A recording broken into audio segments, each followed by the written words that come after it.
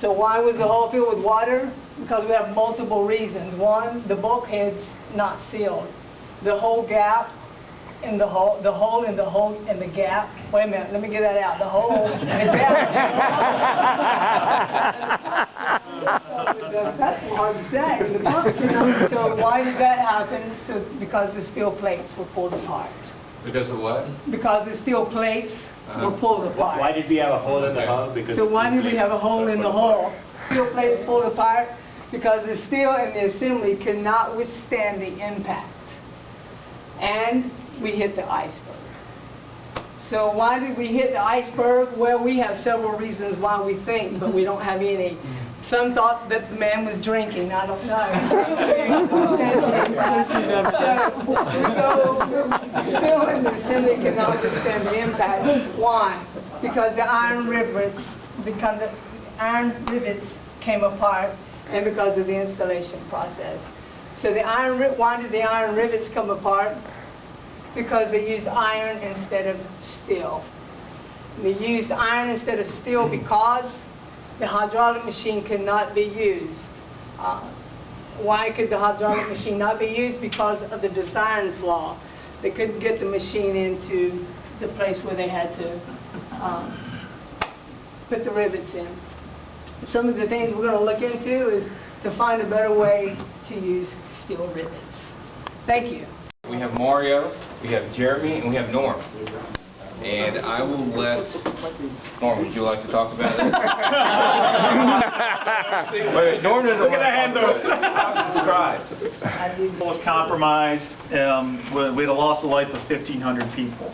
Why do we have a loss of life of 1,500 people? It's our whole, I guess we should have put our block in here, our whole focus is around lifeboats. A lack of lifeboats, and we had a lack of capacity. We did not fully utilize the capacity of the boats, and people did not know what to do.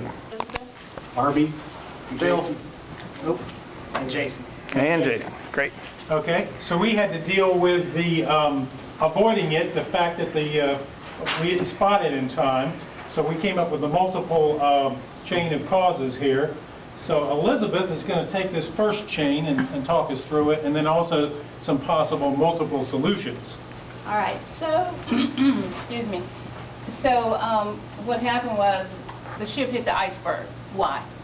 Because the lookouts didn't see the iceberg. Why? Because it was dark.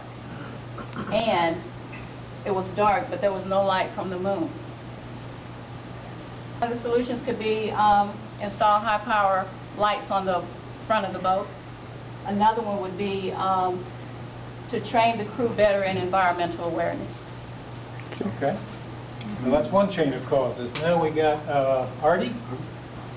One of the things that we learned was the lookouts did not have any binoculars. They had no visual aids to spot the icebergs. Those binoculars were locked in a cabinet. And there was only one key ever issued, and that person had gotten off the boat at the previous port and was not on board. Oh, great. So, question. And there was no spare key. Is that something that the data is provided? Yes. Or are you made? Yeah, that was in the case. Oh, yeah? Yeah, I didn't know that much about it. I didn't know. So the possible solutions were to issue binoculars to each of the iceberg watchmen or watch persons. Could do the lean 5S thing and keep binoculars in the crow's nest. There you go. All the watch persons could have been issued a master key so that everyone would have had equal access to the binoculars. Redundancies. Okay. So, Phil. Okay. And then we looked at the captain as far as his impact on the situation. That he was in a hurry, that he was overconfident with the ship's structure, and because they were speeding, and also that his equipment of the boat itself did not have the reaction time needed to really pull out of the situation as it arose. So we looked into what he could have done as captain or management, and it would have been to have a safety checklist to verify all the parameters before he was in that situation. So we recommended a safety checklist for the captain. Okay. Oh. And then Fred. Okay. One of the interesting things about looking at this map, because it is visual, is I'm sure Holly probably talk about it wherever she is about how what did happen, what could happen, right? And when I look at this, I'm kind of thinking, you know, sometimes people will describe a cause as a potential problem, right? You know, so I noticed that, you know, eyesight. You know, I'm thinking, is that something that perhaps you would do like as a possibility? You know, something that could happen, like a FEMA. You know, yeah, I mean, I would definitely say poor eyesight question mark. Yeah, and then you probably want to go validate sure. that. Yeah, so that would be evidence, right? Yeah. You need evidence for that. Yeah, you would need evidence. Okay, so one of the things we talked about here is the number of lookouts, okay? One number of lookouts. So possible solution to that, number 12, is more lookouts.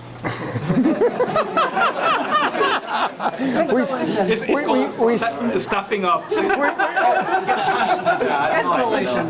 We said cause mapping was easy, right? Okay, so eyesight of the lookout. So possibility, so what we would do is a solution for that would be we have to test their eyesight first before they can be screened and make sure they're qualified. Yeah.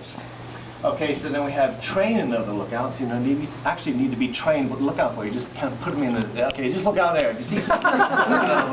So the solution for that was make sure they're properly trained on what they should be looking for, right? You know. So then we have fatigue of it. You know, could they have been dozing off? You know, too long of a shift. So a solution for that would be number 10 is we would stagger their breaks. And Jason, one item that might have tied in with this too, of course, was the reaction time of lookouts. From the time they saw the danger until the ship impacted, it was only 37 seconds. So maybe a faster communication method to the captain or who's ever controlling the boat once something is seen to communicate that and initiate action a little quicker as far as avoiding it. Okay, and we're done. Again, going with the safety, we had a slow rescue. Why did no one respond to the Titanic when it sent out distress calls? So it was going with the slow rescue. Okay, one of the things was the Carpathia, I think that's how you pronounce it. That ship did respond, but it didn't get there till 4 o'clock in the morning. Why? Well, it was a long distance away. It was too far away to get there. Another possible solution or possible problem was the rescue ship was impeded by icebergs. So it too had to travel through the icebergs to get to where it had to go. So that was an issue. Another ship was the Californian. This ship didn't even know there was a need for a rescue. Why? Excuse me here. One of the reasons is the radio was unattended. So and also the radio was turned off. 10 minutes before the iceberg hit, the Californian attendant went to bed.